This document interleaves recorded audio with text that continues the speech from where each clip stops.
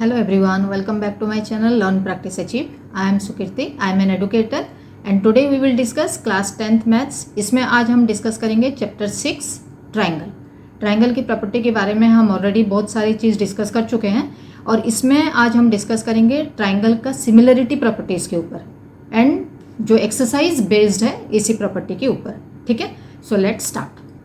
Exercise शुरू करने से पहले कुछ इंपॉर्टेंट पॉइंट्स हम डिस्कस कर लेते हैं, उसके बाद हम एक्सरसाइज को डिटेल में डिस्कस करेंगे. ठीक है, तो जो पॉइंट्स यहाँ पे इन्वॉल्व है एक्सरसाइज में, सबसे पहला वाला पॉइंट है कंग्रुएंट शेप्स. ठीक है, और नेक्स्ट पॉइंट जो है वो है सिमिलर शेप्स, क्योंकि एक्सरसाइज जो क्वेश्चंस गिवन है वो ये शेप्स के ऊपर ही बेस्ड है. तो पहले हम इसके कंसेप्ट क्लियर कर लेंगे, उसके बाद हम एक्सरसाइज डिटेल में डिस्कस करेंगे. ठीक है, तो what are congruent shapes.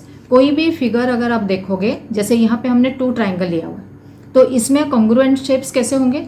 Congruent shapes की प्रॉपर्टी के बारे में हम ऑलरेडी डिस्कस कर चुके हैं इन क्लास 7th और 8th. ठीक है, यहाँ पे भी थोड़ा बहुत उसके बारे में डिस्कस करेंगे क्योंकि इसके बारे में नॉलेज हमारे पास ऑलरेडी है. ठीक है, सिमिलर शेप्स क्या है. कॉन्ग्रुएंट शेप्स और सिमिलर शेप्स नियरली सेम है लेकिन थोड़ा डिफरेंसेस है. उसी डिफरेंस को पहले हम यहाँ पे डिस्कस करते हैं. तो कॉन्ग्रुएंट शेप्स में सबसे पहला वाला जो पॉइंट है वो है they have the same shape and size. ये जो दोनों ट्राइंगल है, दोनों ट्राइंगल को अगर आप देखोगे तो दोनों ट्राइंगल का जो शेप है वो दोनों भी सेम है और इसका जो साइज है साइज भी सेम है. ठीक है, अभी देखते हैं कि कॉन्ग्रुएंट और सिमिलर शेप में डिफरेंस क्या है. जब सिमिलर शेप्स को हम देखते हैं, सेकंड वाला फिगर आप जब देखोगे तो इसमें क्या है, have same shape but different size. पहला वाला में शेप जो था वो सेम था. ठीक है, यहाँ पे भी शेप जो है वो सेम है लेकिन यहाँ पे साइज भी सेम था, यहाँ पे साइज क्या है, डिफरेंट है. जैसे ये दोनों फिगर देखोगे, इसको अगर हम फिगर नंबर 1 लेते हैं और फिगर नंबर 2 लेते हैं तो दोनों फिगर को अगर आप देखोगे तो दोनों फिगर का साइज में डिफरेंस है लेकिन दोनों ट्राइंगल ही है. ठीक है, सेकेंड पॉइंट देखते हैं हम. The corresponding sides are of same length. मतलब जो कॉरेस्पॉन्डिंग साइड है, कॉरेस्पॉन्डिंग साइड मतलब क्या हो गया, यहाँ पे अगर हम ए बी लेते हैं तो यहाँ पे ई एफ लेंगे, बी सी लेंगे तो यहाँ पे एफ जी लेंगे और ए सी अगर लेंगे तो यहाँ पे ई जी लेंगे. ठीक है, तो कॉरेस्पॉन्डिंग साइड जो है they are of same length मतलब क्या है, वो दोनों मतलब ये तीनों जो कॉरेस्पॉन्डिंग साइड है ये सारे इक्वल ही होंगे. ठीक है, लेकिन अगर हम सिमिलर शेप्स में देखेंगे तो corresponding sides are proportional. Proportional मतलब क्या है, अगर हम यहाँ पे 10 देखते हैं, यहाँ पे इस बी ए का लेंथ 10 है तो ई डी या डी ई का लेंथ है 20. तो अगर दोनों का प्रोपोर्शन रेशियो निकालते हैं तो 1:2 निकलेगा या 1/2 निकलेगा. ठीक है, इन द सेम वे अगर ए सी को लेते हैं 7 और यहाँ पे लेते हैं 14 तो 7/14 जब करोगे तो भी 1/2 ही निकलेगा. ठीक है, और लास्ट वाला पार्ट जैसे बी सी लेते हैं 6 और ई एफ लेते हैं 12 तो 6 और 12 को भी जब आप रेशियो निकालोगे then again you will get 1/2. इसका मतलब जो तीनों साइड है, तीनों साइड प्रोपोर्शनल है, मतलब तीनों का जब हम रेशियो निकालेंगे, प्रोपोर्शन निकालेंगे तो तीनों इक्वल ही निकलेगा. क्लियर. अभी देखते हैं कॉन्ग्रुएंट शेप्स में और क्या पॉइंट है. The corresponding angles are same. Corresponding angles मतलब क्या है, जैसे यहाँ पे B है तो यहाँ पे F हो गया, यहाँ पे A है तो यहाँ पे E हो गया और यहाँ पे C है तो यहाँ पे G हो गया. ठीक है, तो ये जो एंगल है कॉरेस्पॉन्डिंग एंगल है वो कॉरेस्पॉन्डिंग एंगल भी सारा सेम ही है. ठीक है, और in case of similar triangle क्या है, the corresponding angles are same. यहाँ पे भी सेम. ठीक है, तो ओनली डिफरेंस क्या है, जो साइड्स है, साइड्स यहाँ पे प्रोपोर्शनेट होगा सिमिलर शेप में और क्या होगा, साइजेस डिफरेंट हो गया. ठीक है, कोई एक छोटा होगा तो कोई एक बड़ा होगा लेकिन वो दिखेंगे same similar type of figure. ठीक है, अभी दोनों का जो बेसिक डिफरेंस था वो पता चल गया. अभी हम फाइंड आउट करेंगे कि corresponding angles, corresponding sides, proportional, equal, ये सब का मीनिंग एक्चुअली क्या होता है.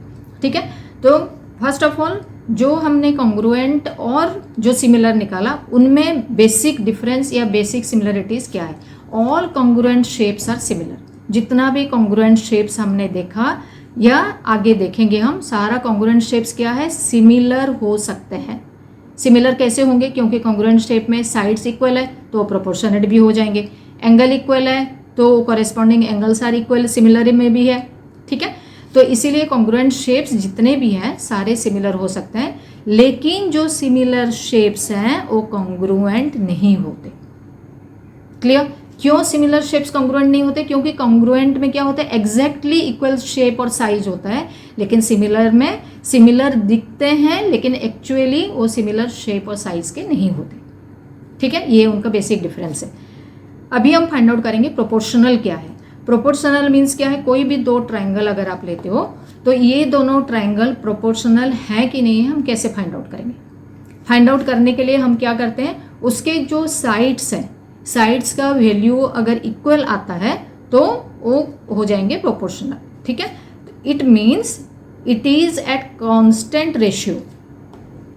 मतलब अगर हम A B by D E करेंगे, ये वाला साइड और ये वाला साइड, ये कॉरेस्पॉन्डिंग साइड हो गए, देन बी सी अगर इसको हम लगाते हैं क्रॉस और ई एफ को अगर क्रॉस लगाते हैं तो ये दोनों साइड को अगर हम निकालते हैं इनके रेशियो तो वो जितना आएगा, ए सी और डी एफ इनका रेशियो अगर निकालते हैं और तीनों अगर इक्वल आता है, मतलब जैसे A B by D E is equal to B C by E F is equal to A C by D F is equal to K, means अगर एक कांस्टेंट वैल्यू निकला तब हम उसको क्या बोलेंगे, triangles, the sides of the triangles are proportional. Clear? Proportional मतलब अगर दोनों का रेशियो, करेस्पॉन्डिंग साइड्स का अगर हम रेशियो निकालते हैं और तीनों का वैल्यू अगर के मतलब कांस्टेंट मतलब तीनों का वैल्यू अगर एक फिक्स वैल्यू निकला, ठीक है, then it is proportional. Next हम फिगर ले लेते हैं इक्वल। इक्वल मतलब क्या है, ऑल रेस्पेक्ट में अगर वो इक्वल है। ऑल रेस्पेक्ट मतलब क्या हो गया, साइड से भी वो इक्वल होंगे, एंगल से भी इक्वल होंगे। ठीक है, तो then only we can say they are equal, और उसको हम बोल सकते हैं, क्या बोल सकते हैं, अभी जैसे हमने डिस्कस किया था कॉन्ग्रुएंट।